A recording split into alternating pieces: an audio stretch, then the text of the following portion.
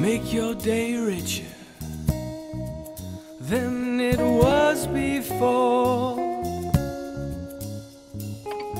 Got some good times knocking upon your front door. It's the Richard Wilmore Show.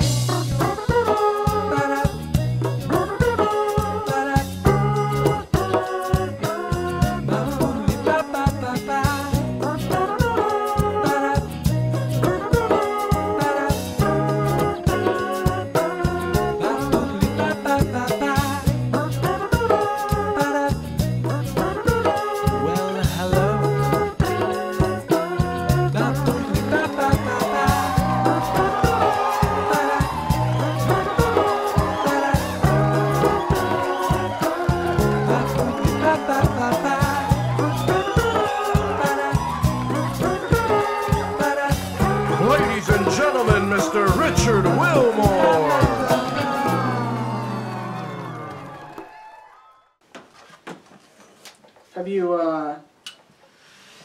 Have you done anything since you've been here? No. No? No. 'Cause you've been here for a few days. Yeah. I've done it though. Like I've done the whole walk the river walk. Yeah. And that's not fun when you're by yourself. Seeing couples like, yeah, we're in love. And you're just like, I want to jump in the river. You should have called us. We would have come. We would have hung out with you. We have nothing to do. So you're not going to go real far. It's only like 3 feet deep or walk. That's true. Yeah. That's true. So yeah, and then I think there's some comic book convention going on because I see people like dressed up in like weird stuff. PAX South. Like, okay, I'm gonna get murdered. Like, yeah. a full Halloween mask on. I was like, all right, that makes me feel comfortable while I walk back to my crappy hotel. We watched your Amazon special last night. Okay, nice. That was awesome. Thank you. It's a couple years old. When's your next one coming? That's what I'm working on now. Are you really? So yeah, that's what I'm doing at this club where I'm just running a brand new hour. Because you have to, because people watch everything and then they come to the show. It's like, I saw all your clips. And you're like, why? Why would you watch everything? We were just talking about that. A comedian had an Amazon show, like a pilot, and we were watching it and we liked it, but it was like it was like a sitcom kind of / some of her stand-up mixed in. Right. But it was everything you've already seen. Yeah. And I'm like, I mean, it has to be hard to write a new act, but like I've seen this, so I don't know if I want to. Oh yeah, and it doesn't help that like guys like Kevin Hart and Louis C.K. Well, like, not now, but they're like, here's more, here's another hour, and you're just like, it used to be, comics would do an hour, and then 5, 6 years later they'd do another hour. Like Chris Rock still is on that pace, like every 4 or 5 years, here's a new hour, guys, because that was the pace. And now we're at a pace where people are just, like Netflix is a little, here's a show, season of a show, and people just, I'm done with it today. And it's like, that's how we're taking in content now. So it's like, what else you got? Now you've been at this forever. 15 years. Don't say forever. I mean, you're super old. He's 75. He just looks really good. Yeah, Latinos, we age well. But is it getting harder then to keep up or to be fresh and also be politically correct? Like, is that hard now? Because everything, like you were saying, everyone watches everything and they'll tweet you if you say the wrong word at the wrong time. Like, everyone's so critical. Yeah, well, with material, like, I try to, like, keep it moving. Like, I talk about my experiences. I talk about, like, right now, you know, because I'm here and I'm talking about San Antonio and the stuff I'm seeing. So we'll be in your act tonight? Of course! I'm going to go to this bedroom with these two weirdos. And then with the political correctness, it's so weird to me that comedians were being held at the same standard as politicians. And like, how could he say that? Like, that's what we do. Yeah. But now it's like, well, I'm offended. Like, really? You're at a comedy club. My job is to pick out the ridiculous things and then talk about them. Yeah, but now, it's this, we're in this weird time where I'm just like, why are we being offended by this? Like, if you go back, it's so funny because if you go back and watch like old specials that we grew up with, like if you watch Eddie Murphy, Pryor, Carlin, people are like, oh, these guys are legends, and then you watch them now, and you're like, if they lived here now, they wouldn't get away with any of it. Like, I remember watching Eddie Murphy's special, and within the first 5 minutes, I was like, oh, you can't say that now. Wow. But now it's like, now we're being handcuffed, and it's like, oh, entertain us, but don't don't get too crazy, because... Yeah, make me laugh, but don't make me think, or don't make me angry, or don't make me do anything. Yeah. Are you kind of touring right now, or are you just kind of, like, what's your plan for 2018? 2018, you know, auditioning. I'm still pitching the Erik Rivera show. So if you guys are available, we got it. I'm not there. We've got cameras. We'll film. We just had someone here who was doing a film, and I was like, we'll go outside and film We'll do episode 1. And then with the touring, like, yeah, I'm still, you know, building the new hour and want to get it to a point where I'm comfortable with it, and then hopefully film it and put it out on some kind of platform. Yeah. Is it interesting now with all the platforms that are out there? Is that easier for comics, or like people making films, people like actually in the industry and not just hanging out in their bedrooms? Like, is that easier? It's a lot easier now. I feel like now we're at a time where we control everything. Like what you're doing here is a perfect example. Like you could have easily gone to, back in the day, it was like 4 networks, you know, and like, hey, I got this talk show, and they'll be like, no, and then you're like, all right, and then you're done. But now it's like, oh, I'm gonna shoot my special. And who wants to buy it? If nobody wants to buy it, you know what? I'm going to put it out myself. And, you know, you never know. It could go viral, and the next thing you know, you're this huge star. And then that's when the networks show up like, oh, no, we believe in you. Like, no, you didn't. But the money's more, probably, then. So then maybe it's okay. Oh, yeah. Like, wait a minute. But at that point, it's like, oh, I'll do another one. Yeah. Let's go. Yeah, seriously. Is it hard to tour without your family? Yes.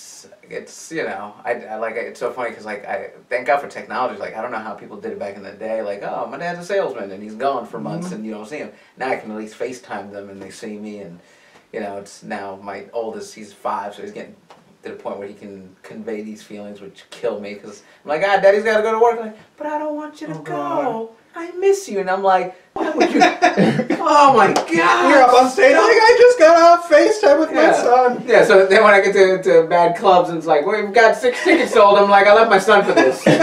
We can get more people in here. My son's crying at home. Thank you. How did you... Oh, that's so sad. You can set them up, like, you can set up your phone maybe on a chair. Yeah. Just watch you. I would go live for my son. Now we've got 7 people in the audience. How did you kind of did your Amazon special, and you have an album out too. You should get it. Go to his website. Yes. ErikRivera.com. How does that all come about? Well, the album was, I was years into comedy and I just wanted to do an album. So like I did it all myself. I produced it myself, I shot it myself, and I just took that initiative and got it up on iTunes and started working with this other company, Rooftop Comedy, and they were like, yeah, we'll help distribute it, which was great. And then the Hour special came, I was working with there was a network at the time called, well, Fuse. I think they're still around. And they were starting to shoot comedy specials, and they were like, we want to do something with you. And then the company that shot the special, Levity, who shot like everyone's special from, you know, like Jeff Dunham to Brian Regan. Rosie O'Donnell's last special was there. What? Just See, saying. there I'm you just go. saying. Look at that. She used to live in Nyack. Not that I'm a fan. So they shot my special, and it was funny because they have a management company. They came up to me like, hey, we should talk. We could be a good couple, good relationship here. And I was like, all right. So, you know, all good things came from that, and here I am. Here you are. Here you are. Here I am. From the Tonight Show to this. Take that, Mom. Yeah. Well, you talk a lot about your family in your special. What was their reaction when you were like, hey, Dad, I'm going to be a comedian? Oh, they hated it. That's the first thing I thought of. Yeah, because I feel like now, even with the political climate, like we're talking about immigrants and stuff, like immigrants come here and they work hard, and there's, you know, it's like, I'm going to better my life from this third world country where I came from. My mother came from Guatemala. I was like, you know, where you couldn't speak about the government. Here you can tweet about them all day. There you talk about them and you go missing, and no one finds you ever again. So, you know, my mom, she was in college and she joined this organization and she started speaking out against the government. One day, her mother gets this warning, hey, your daughter's got to go because she's going to go missing. So my mother fled, came to this country, and worked every, you know, quote-unquote immigrant job you could come up with. She picked strawberries, she worked at a diner, waiting tables, she started cleaning offices. But she slowly learned the language, learned the customs, and bettered her life. That was her goal. Her goal was, I'm going to make my life better so that my kids make their lives better. So you can just imagine her disappointment when it was like, oh, I'm going to raise a doctor, and he's going to cure diseases. And I'm like, I'm going to be a comic. And she's like, I bust my ass for you to be a clown, because that's how her mind processes it. She's from Guatemala. There is no stand-up comedy. They're too busy being oppressed to like let's tell jokes. How did you fall in love with it? I always knew I wanted to perform in some degree. I tried out for like the high school drama team, and I was awful. Not that I couldn't act, but I didn't. Like the only thing I knew was comedy. So when they had like open auditions, it was like. People came in like, I'm going to do a piece from Virginia Woolf, and I'm going to do this piece from William Shakespeare. And all I knew was like, oh, a monologue. Oh, John Leguizamo. I'm going to do a piece from John Leguizamo's Freak. They don't know that. Yeah. They know it. So the professor, he was like classically trained. And mind you, as a kid, I didn't know any better. I did a piece from his one-man show where he accidentally masturbates for the first time. So I'm on stage. After he's probably seen like, you know, to be or not to be, and I'm up there like, ah! And he was just like, yeah, you know what, we'll give you a call. I was like, all right, cool, do you need my number? No, I'll guess it. Don't worry. It's meant to be. I'll figure it out. So, like, I always knew I wanted to perform. I like making people laugh. And then in college, that's where I fell in love with it. Like, I really realized, oh, you could do this for a living. Like, I joined the student organization, and one of my favorite things to do was put on the comedy shows. Like, I loved comedy. Like, they would come down, and people would come out to these shows, and all the comics made the big mistake of saying, hey, anytime you want to come to the show, let us know. We'll give you tickets. I was like, perfect. So I started going to comedy shows like every night. I would go to school. After school, boom, I was at a comedy club just watching. And I got to see some greats. Like, I saw Mitch Hedberg before he passed away, Greg Giraldo, Kevin Hart before he was Kevin Hart. I saw these guys, and I was just like, wow, this is amazing. I would love to try this. And they all like, yeah, just get up on stage, do an open mic, and see what happens. And got up on stage, and that was it. Like, never looked back. Wow. Yeah. Yeah, it's. I went to school for acting because I thought, well, I need to be famous somehow. Like, how am I going to do that? I grew up in like northern Wisconsin. I graduated with like 30 people. And where there was like no one, right? You know, like there was no one there but cows, and so I was like, well, I'll move to the big city of Milwaukee, and I'm gonna be so famous by the time I'm done. And then I realized I hate acting. Do you? I don't hate it, but I was always so nervous that I was gonna screw up everybody else. And I was like, well, I don't want to be an actor. I want to be a talk show host. Like, I've wanted to be a talk show host since I was 10. Right. And then when we moved to Maryland, I didn't have a job, and I made a friend there, and she was like, well, why don't you do it? Like, there's so many ways to do it without being on TV. Right. So I did. So we built a studio in our basement, and I thought, well, if I can get people to come hang out in my basement, I guess, and film it, that doesn't sound creepy at all. See what happens. How you get people back to my basement? The internet has come a long way since that all started. So then people did. We shot like almost 50 episodes. Oh, that's awesome. And then we moved here, and we didn't have a basement, so we're here, but we're going to be moving into a theater. Oh, nice. So we're going to get like a live audience. All right. Yeah. Anyway, that's my story. That's awesome. Yeah. Where else are you going to be this year? Do you know yet? I'll be in Maryland. I'll be in D.C. in June, doing a weekend there at the D.C. Draft House, and then tour dates are still coming in right now. I'm trying to stay close to home because it's pilot season when all these new shows come out, and going out to audition and trying to be the Latino best friend because that's the Latino neighbor. Yeah. But yeah, we need quirky neighbor with ethnicity. Like, that's me.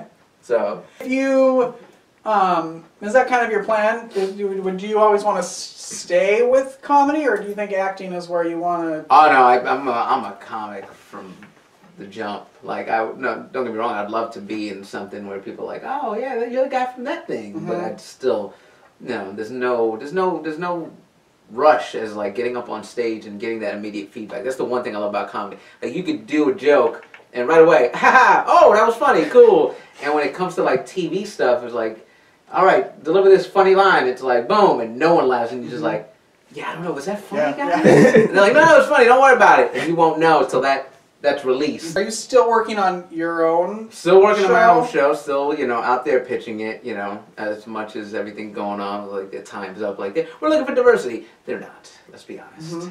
You see the shows coming out. And so I'm still, pitching that, and thank God there's these new digital platforms, and, they're actually taking that initiative to get diversity. I hate the word diversity, by the way. Can we just call it just normal? Like, I hate that it's like, we have to find this Latino show. Like, just look around. We're all different colors, but it's like, we have to make this diversity push. I'm like, just make a show normal. Yeah.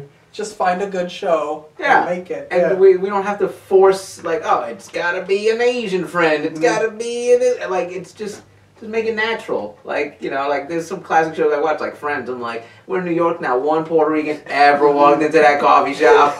Come on. One. Oh, Friends.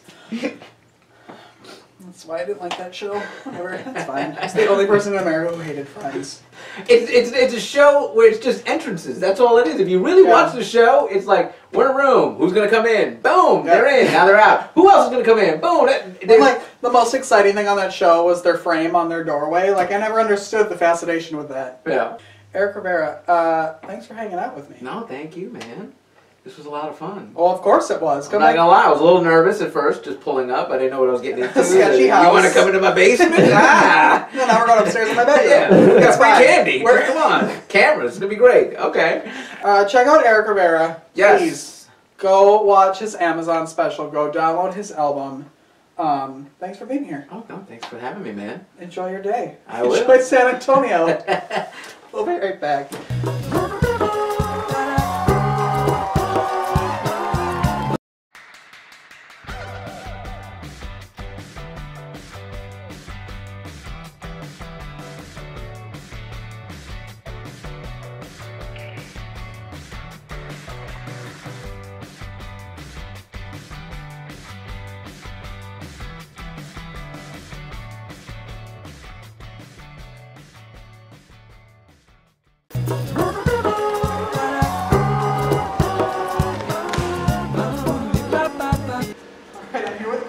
At the Woodlawn Theatre. Chris, what's going on tonight? Well, tonight is the opening of the music of Andrew Lloyd Webber.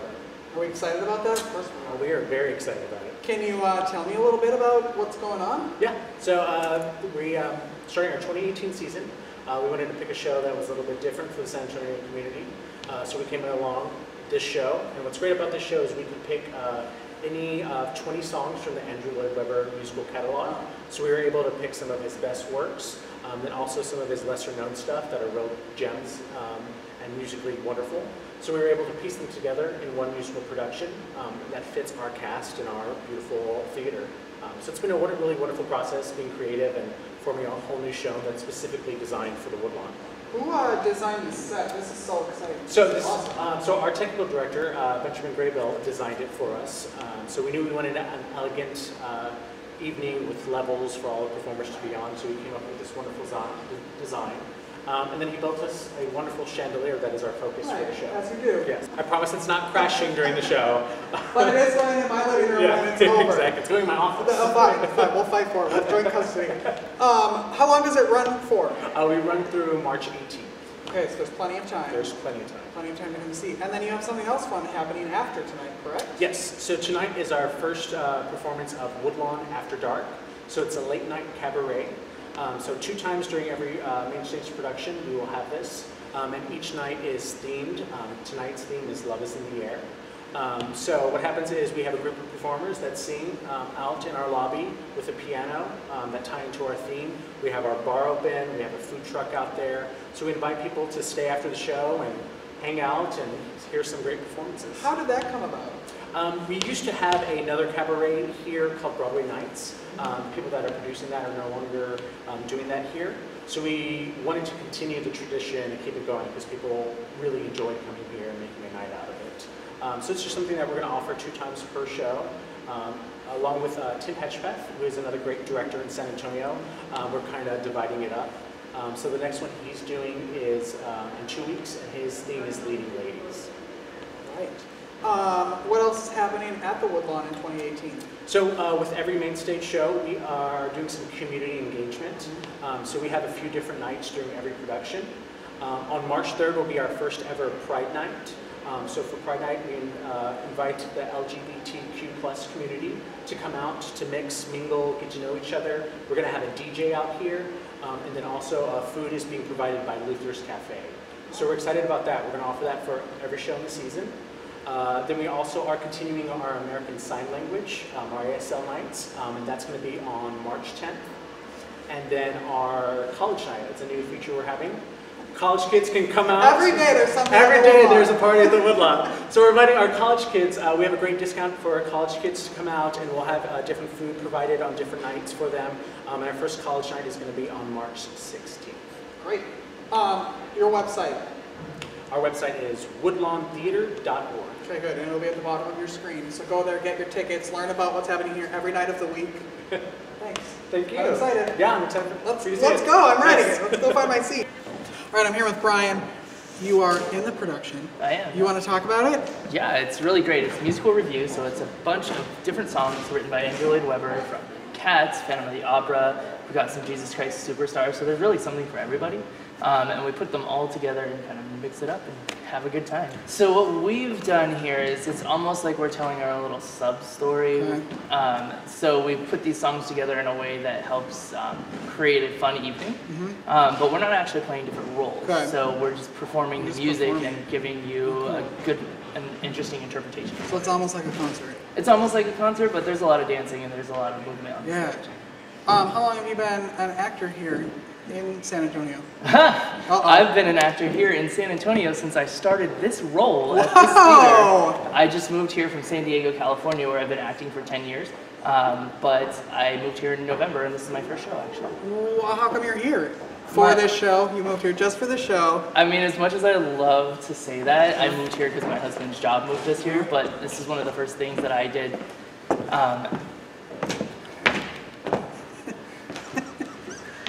You're fine. Just keep walking. You're good. It's fine. Just as long as you weren't picking your nose or something, that's good. So I moved here for my husband's job, and this is actually one of the first opportunities that I've got to do anything. I actually booked this gig before getting a real job, so that was fun. Are you going to continue acting here? I hope so. Yeah, Absolutely. Awesome. Well, break legs tonight, huh? Thanks. All right. Appreciate it. Cool. Go get ready now. Make your day richer than it was before. Got some good times knocking upon your front door. It's the Richard Wilmore Show.